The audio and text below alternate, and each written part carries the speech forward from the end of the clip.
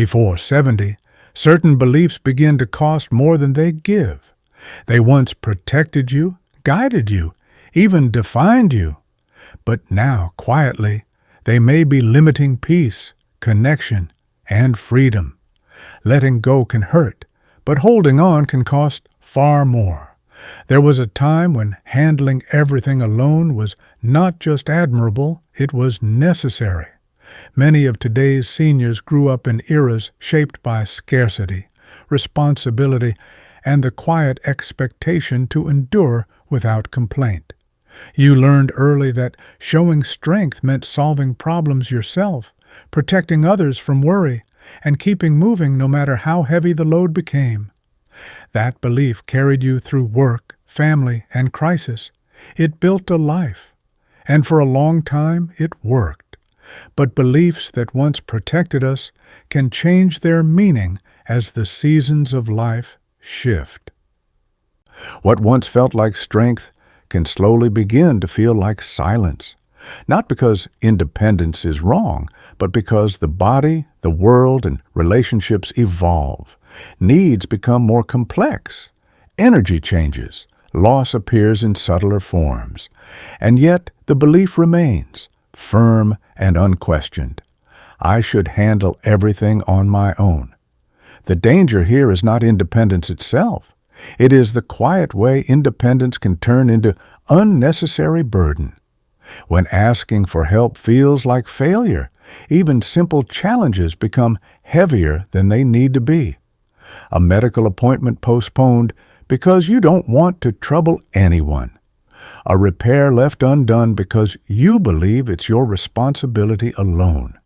A feeling kept inside because sharing it would feel like weakness. Over time, these small choices create distance, not just from others, but from ease. Isolation rarely announces itself loudly. It often arrives politely, disguised as self-sufficiency. You still manage, you still cope, but the circle around you grows smaller. Conversations shorten.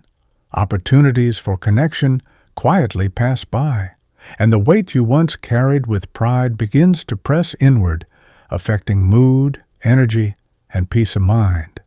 Accepting support does not erase a lifetime of strength. In fact, it often protects it. There is dignity in knowing when something is better carried together. There is wisdom in recognizing that allowing others to show care gives them purpose as well. Many adult children, friends, and neighbors do not see helping as a burden. They see it as a way to stay connected, to remain useful, to express love. This chapter is not about surrendering independence. It is about redefining it. True independence in later life often includes choice.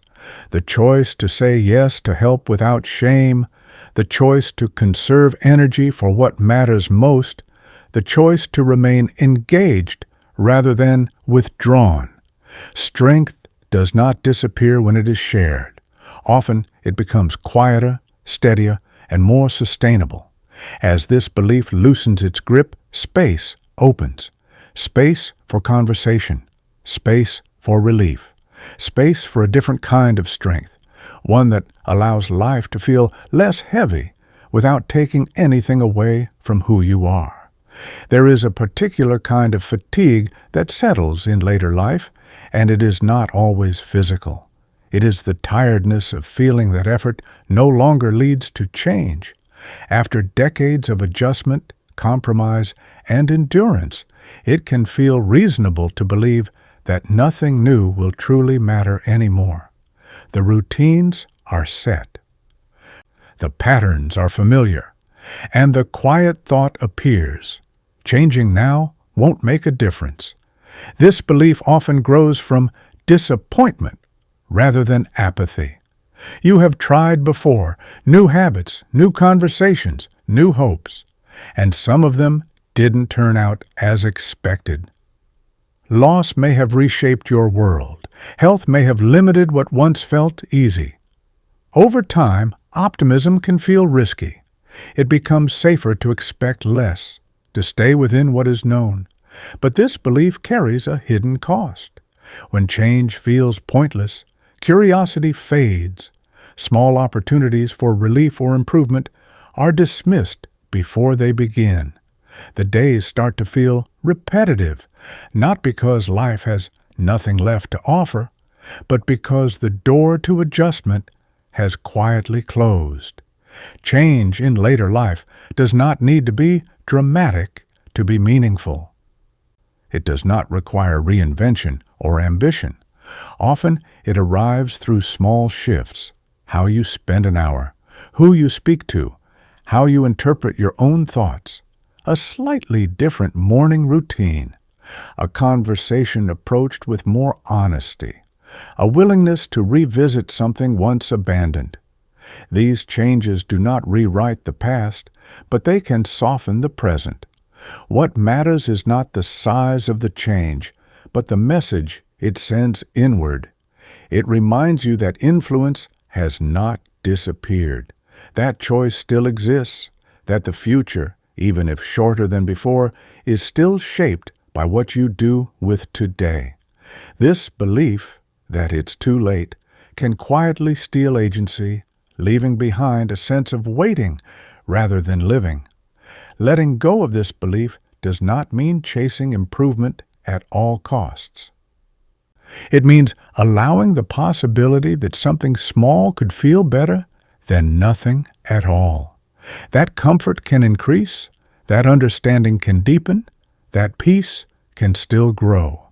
When the belief loosens, time begins to feel different, not rushed, not pressured, simply open again in a gentler way. And with that openness comes the quiet return of hope. Not the loud kind, but the steady kind that makes life feel worth engaging with, right where you are. For many people now in their 60s and 70s, worth was measured by effort. You were valued for what you produced, provided, fixed, or endured. Rest was earned. Stillness was suspicious, and slowing down often felt like falling behind. That belief may have served you well in busy years, but as life changes, it can quietly become a source of pressure. The body eventually asks for a different pace. Energy becomes more selective. Recovery takes longer. Yet the belief remains: if I slow down, I lose my worth. So rest brings guilt. Quiet feels unproductive, and the absence of constant doing creates discomfort rather than relief. This belief often leads to exhaustion that is not immediately visible. You keep moving, filling time, staying busy, not always because you want to, but because stopping feels like disappearance. When productivity fades, identity can feel threatened. Without tasks or responsibilities, a troubling question emerges: who am I now? But worth does not disappear when activity decreases. It simply changes its form. Later life carries a different kind of value, one rooted in presence, memory, perspective, and emotional depth. Wisdom does not require speed. Insight does not depend on output. Simply being available, attentive, and grounded can matter deeply to those around you. Slowing down creates space for noticing things long overlooked. Conversations deepen, moments stretch, emotions surface with more clarity. This is not loss, it is transition, a movement from proving value to embodying it, from doing to being. When this belief loosens, rest becomes restorative rather than shameful. Stillness becomes a place where thoughts settle instead of race. You begin to recognize that your worth was never only in what you produced, but in what you understand, remember, and carry forward. Life does not require constant motion to remain meaningful. Sometimes meaning becomes clearer when the pace softens, and in that softness, a quieter, steadier sense of worth can finally take root. Many people Avoid conversations about the future not because they are unimportant, but because they feel emotionally risky. Topics like aging, health changes, living arrangements, or end-of-life wishes can seem heavy, even ominous. The belief forms quietly. Talking about the future only creates worry, so it's better left unspoken. At first, this avoidance feels protective. It preserves calm. It prevents discomfort. It keeps difficult emotions at a distance. But over time, silence often creates the very anxiety it was meant to avoid. Questions linger. Assumptions form. Loved ones guess rather than understand. And uncertainty grows heavier than clarity ever would have been. Unspoken concerns do not disappear. They wait. They surface in moments of stress or crisis when calm conversation is hardest. Decisions are rushed. Feelings are misunderstood, and control slips away, not because the future was discussed, but because it wasn't. Talking about the future does not mean predicting it. It means acknowledging that change is part of life, and that having a voice in what matters brings peace. Even gentle conversations about preferences, fears, or values can create relief. They allow others to support you in ways that align with who you are, rather than who they assume you to be.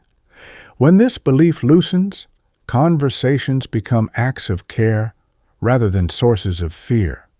They offer reassurance. They reduce guesswork. They strengthen trust. Instead of creating worry, they often reduce it by replacing uncertainty with understanding. Facing the future together, even imperfectly, allows dignity to remain intact. It reminds everyone involved that preparation is not pessimism. It is respect for life as it is, including its later chapters. Perhaps the most subtle belief of all is quiet resignation. It sounds reasonable, practical, mature. This is just how life is now. Discomfort, loneliness, emotional heaviness, these are accepted as inevitable, not dramatic enough to complain about, but persistent enough to dull joy. This belief often grows after years of adaptation. Losses accumulate, roles change, the world feels faster and less familiar. Over time, expectations lower, not always consciously, but gradually. You stop reaching. Stop questioning. Stop imagining something could feel different.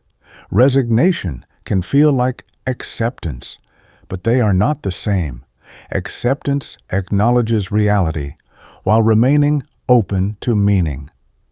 Resignation closes the door on possibility. It says, "This is all there is," even when that isn't entirely true. Life in later years may not look like it once did, but that does not mean it must feel empty or disconnected. Meaning often shifts rather than disappears. It may arrive through quieter pleasures, deeper conversations, or renewed self-understanding. But it requires space that resignation does not allow. Letting go of this belief does not mean denying hardship. It means questioning the idea that discomfort is the final answer. It allows curiosity to return. It opens room for small sources of joy, comfort, or connection that were previously dismissed as unrealistic. As this belief softens, life begins to feel less like something to endure and more like something to inhabit, not with urgency or pressure, but with presence. And in that presence, a gentle sense of purpose can re-emerge, not because life changed completely, but because your relationship with it did. Before 70, letting go of certain beliefs can be painful, but what they make room for, peace, connection, dignity, often matters far more than what they take away.